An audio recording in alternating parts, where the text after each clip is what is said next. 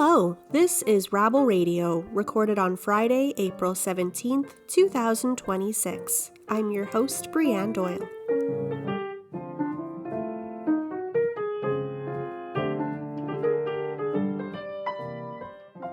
rabble.ca shares the news of the day through a progressive lens. If you're curious about the latest news in Canadian politics, labor, the environment, and beyond, you've come to the right place. This is news for the rest of us. Thanks for tuning in.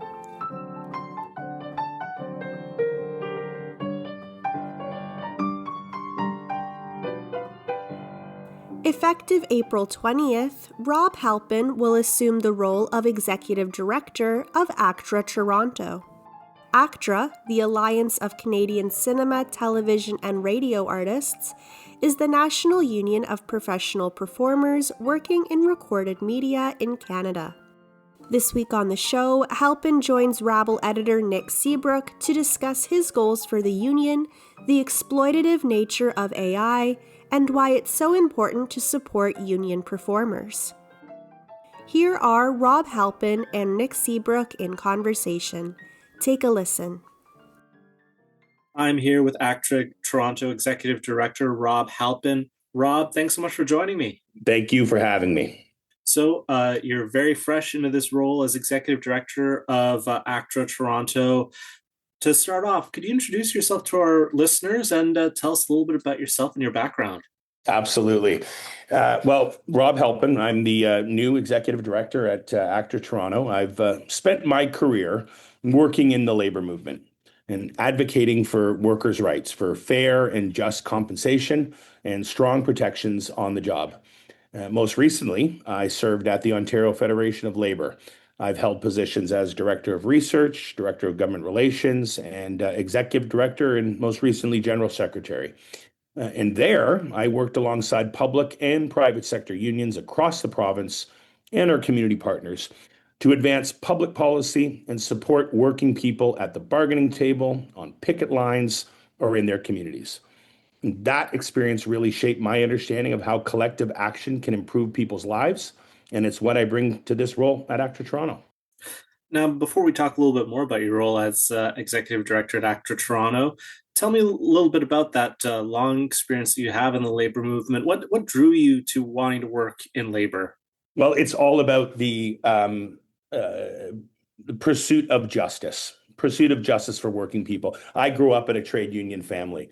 My father worked in the auto industry for the Canadian Auto Workers, the UAW before them. It's been ingrained in me, the importance of unions in making sure that working people have a fair shake in our country and across the globe. I did my master's degree in labor policies and globalization studies at the Berlin School of Economics.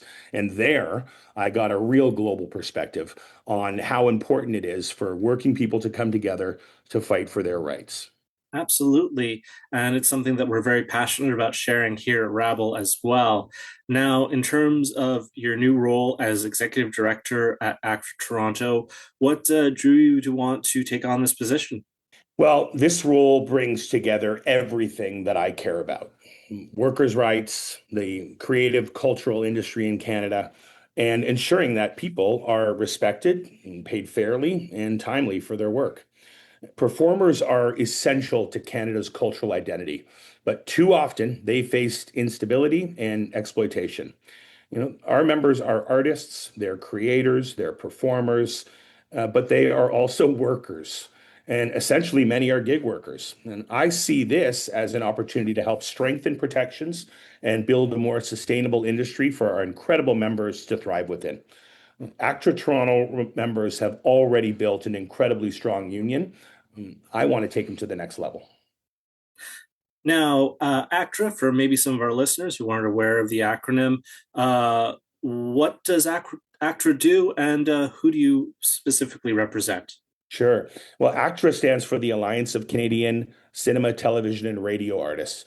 And in the national union, which has represented over 30,000 professional performers working in film, television, radio, digital media across Canada, ACTRA Toronto is the largest branch representing performers in one of the busiest production centers in North America. So at our core, We negotiate contracts, we enforce standards, and advocate to ensure performers are treated fairly and can build sustainable careers. But we're also a major player in Canada's creative and cultural industry and sector. And we're here to wield that power. ACTRA Toronto has 18,000 members, and they're very active, and we're going to make sure that they get even more active and engaged. And as executive director, what are some of your goals in that position for these 18,000 members and for the organization as a whole? Sure. Well, my focus will be on strengthening protections for performers, right? Particularly in areas like timely payment for their work, job security, protecting our jurisdictions and adapting to new technologies. I also want to ensure that ACTRA Toronto continues to be a strong, responsive organization that supports members at every stage of their careers, while advocating for a thriving Canadian screen industry. And I think we can do all of that.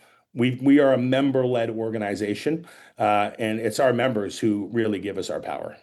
Now, in terms of challenges, what are some of the challenges facing ACTRA? You talked about changes with technology, job security. Can you explore that a little bit more about what specific challenges ACTRA is currently facing? Sure. Well, I mean, there are a few major challenges in front of us right now.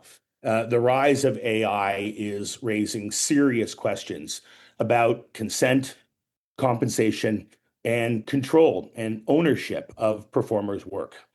At the same time, we're dealing with ongoing pressures on production levels and ensuring that Canadian performers aren't being undercut. And of course, enforcing fair standards like timely payment remains a constant priority. AI specifically, the horse may have left the barn, but we can still put a saddle on it before it jumps the paddock gate.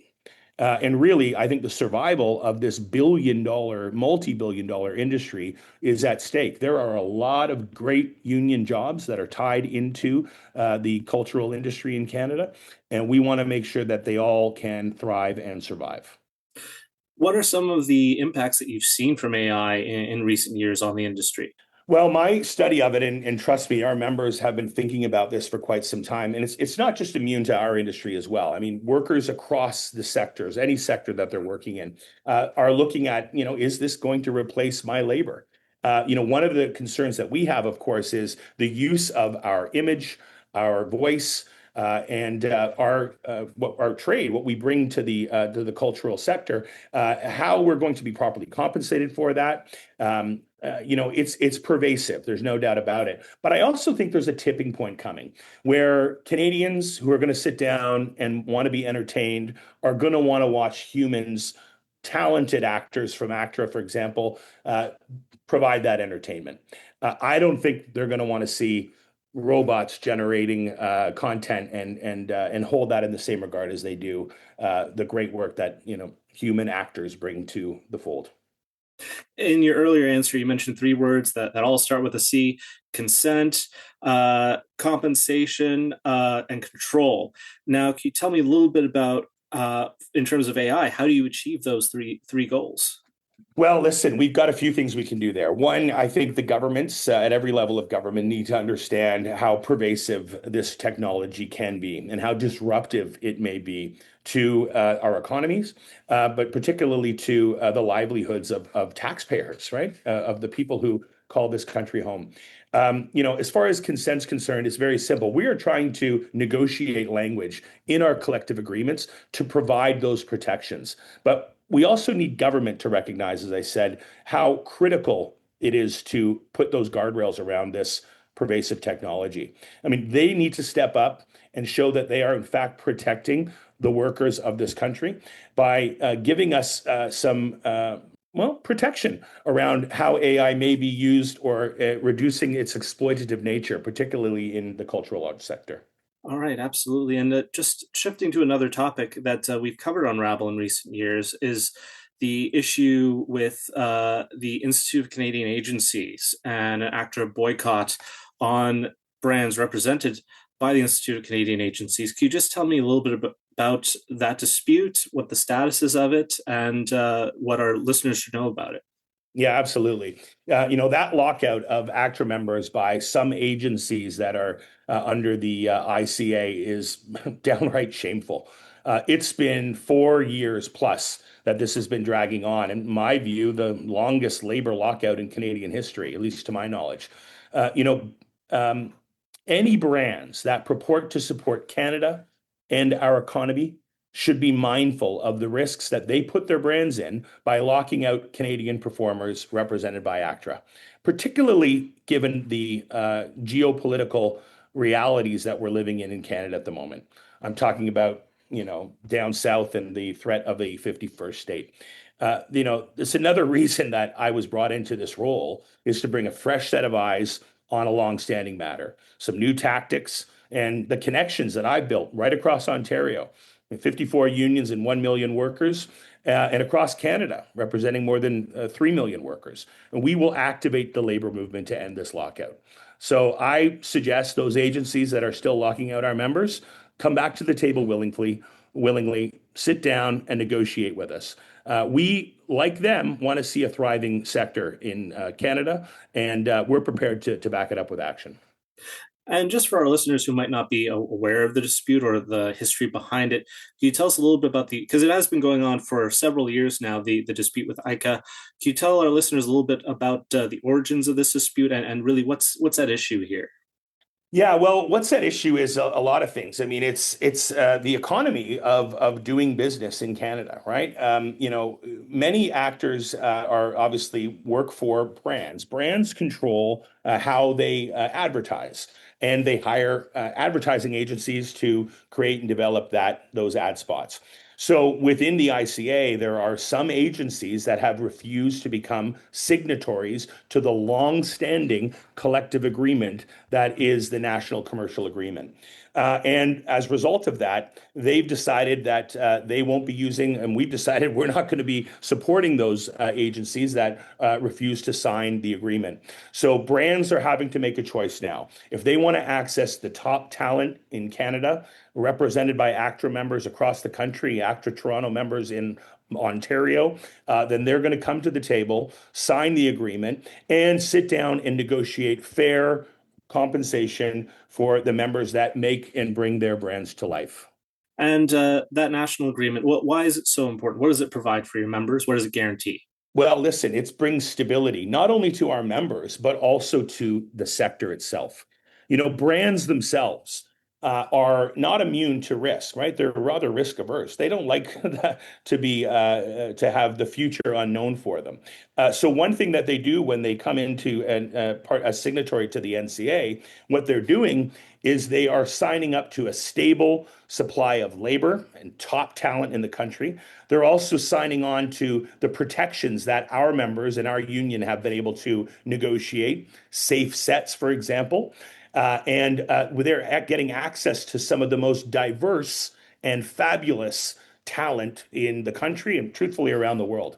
So any brand that values stability, that wants to know that their brand is going to be held in the highest regard and showcased in that manner, they're going to want to be part of that agreement so that they can get access to the top talent, the safety on their sets, and of course, building our country and building the cultural industry all in the same time.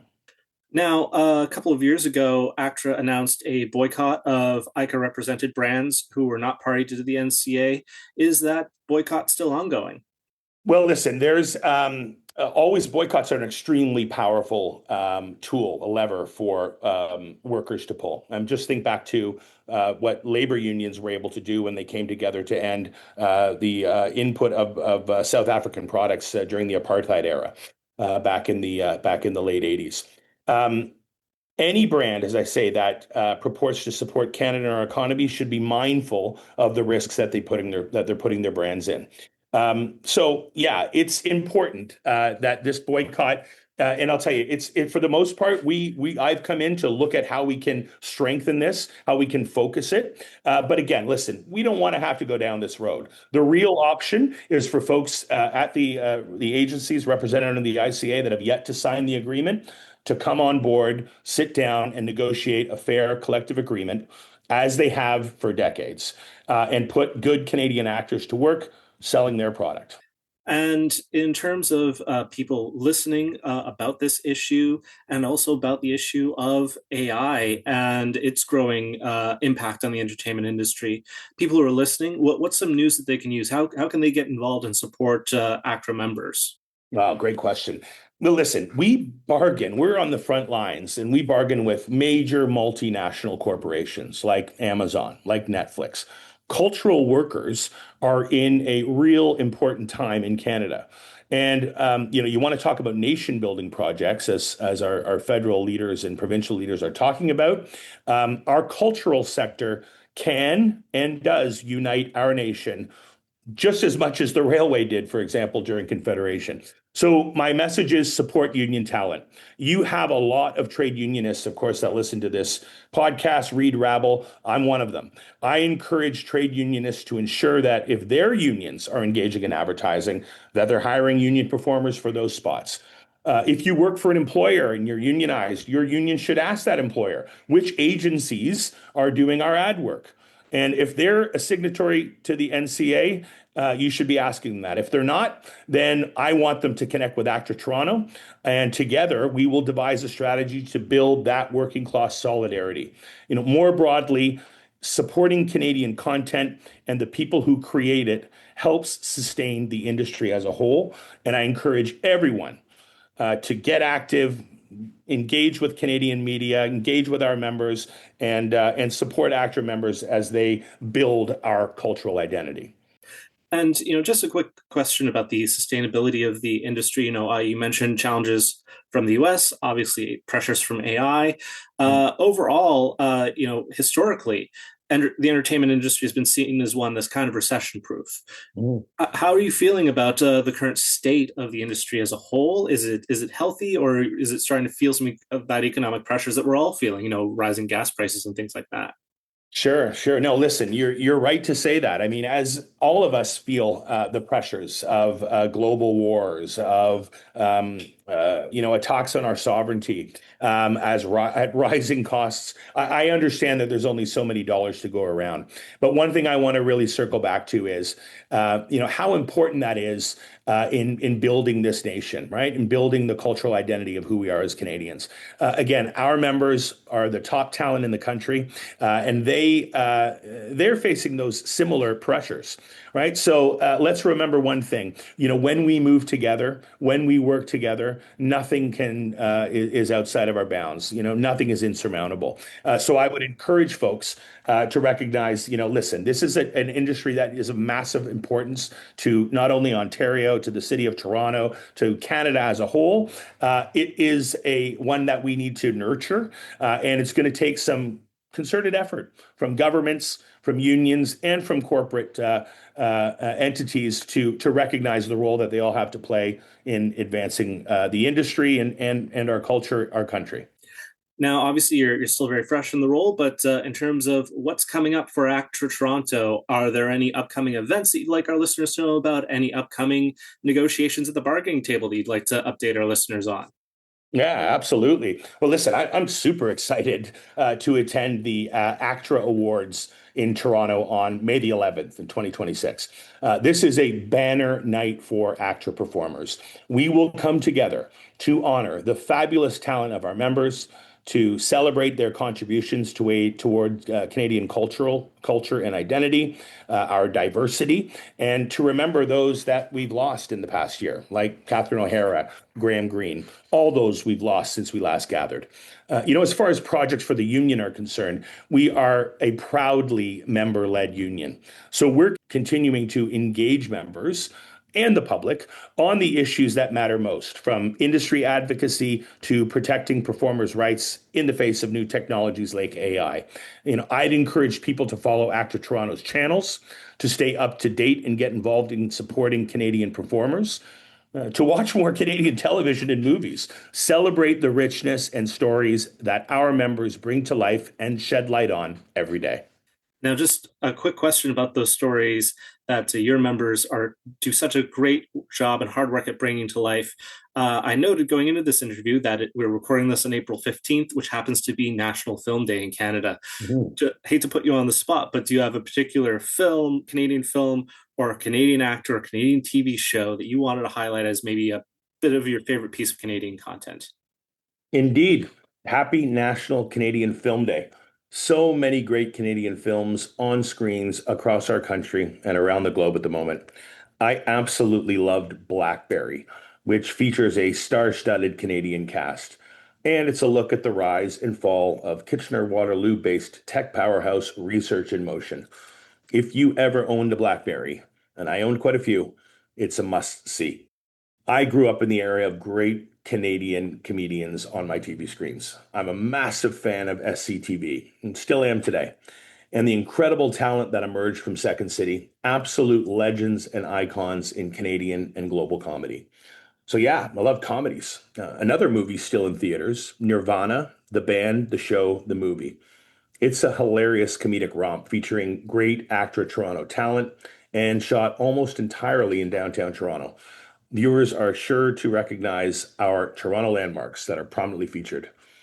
Another great Canadian film at the moment, Youngblood. If hockey is your thing, you won't want to miss this reboot of the original from the 1980s. But now featuring a Canadian lead in Ashton James, ACTRA Toronto member, again shot, filmed, and produced in Canada. Of course, sticking with the hockey theme, how can we forget Heated Rivalry, which has not only taken Canadian screens by storm, but is also a massive global hit. On a side note, Nadine Baba, who your listeners will know from Heated Rivalry, Letterkenny, Law and Order Toronto, Criminal Intent, will be hosting the May 11 ACTRA Awards. We can't wait to welcome Nadine, a proud ACTRA Toronto member, to our gala night for what will be an incredible evening.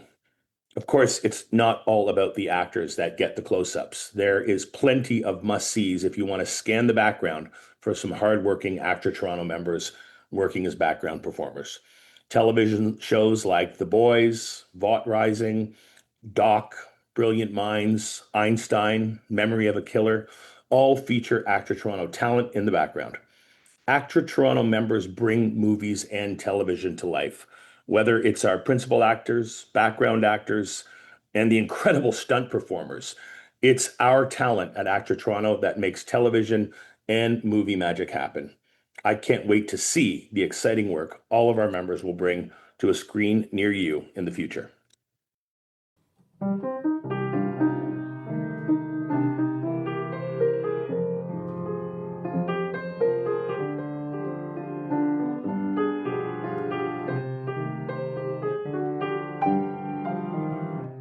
That was the executive director of ACTRA Toronto, Rob Halpin, and Rabble editor Nick Seebruch in conversation.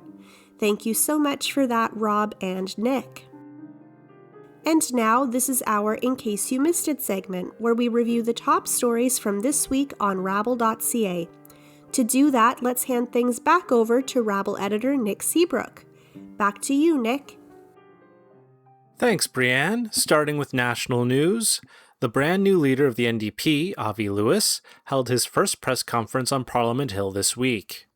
In this first press conference, Lewis took aim at so-called algorithmic pricing. Algorithmic pricing is a practice used by corporations to use a person's digital data, like their online search history, to set prices, with the general goal of increasing costs for that consumer. For example, if a person has searched for baby thermometers on Google, then Amazon might charge that person more for children's cold medicine. Algorithmic pricing is a practice that the NDP provincial government in Manitoba has tried to curb as well. Lewis was also asked at the press conference about his views on Ottawa's proposed high-speed rail system that would be built between Quebec City and Toronto. Lewis said that he supported the project overall, but he opposed the public-private partnership that was being used to build it. In labor news this week, teachers' unions are calling for greater support from the federal government to address the rising number of incidents of violence in schools. A study by University of Ottawa professor Darcy Santor said that up to 80% of all teachers in Canada will likely experience some form of violence at the hands of their students this year. For leaders in the education field, the eroding of safety in schools can be attributed to underfunding of the education system, but also lacking supports for students during a time of increased instability and economic hardship. Sherry Ann Bowen-Gordon, Provincial Executive Officer of the Ontario Secondary School Teachers Federation, said, quote, "Educators are now expected to manage trauma. They're expected to manage mental health. They're expected to manage complex social challenges, along with everything else that we have to do." End quote. In health news, provincial health coalitions in Canada are calling for greater oversight and investigations into for-profit plasma clinics. These clinics provide financial compensation to individuals who give blood and plasma. However, organizations like the Ontario Health Coalition accuse for-profit clinics of exploitative practices and violations of health regulations. In Canada, men can donate blood every 8 weeks and women every 12. Canada Blood Services suggests plasma can be donated every 6 to 14 days with a limit of 52 times per year. Yet, Health Canada authorizes private, for-profit companies like Greifalls to collect plasma from one client up to 104 times per year. A man in Winnipeg is suing Greifalls, alleging acute kidney damage caused by equipment failure when he went to donate plasma in 2023. The Ontario Health Coalition is calling on Canadian Blood Services to disclose the contracts that they have with these for-profit clinics and to ensure greater oversight. And finally, Hungarian far-right Prime Minister Viktor Orbán lost his re-election bid last week. Orbán had been one of the most visible far-right politicians in the world in recent years, but lost his election decisively. Alberta politics writer David Klimenhage asks if this landslide loss for Orbán is a sign of things to come for other far-right politicians like Donald Trump in the US or even Daniel Smith in Alberta.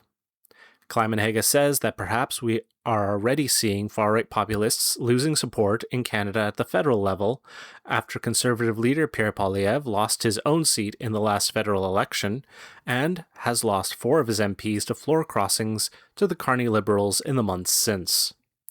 As always, you can read the full versions of all the stories we talked about today on rabble.ca. Thanks, Nick. And that's it for Rabble Radio this week.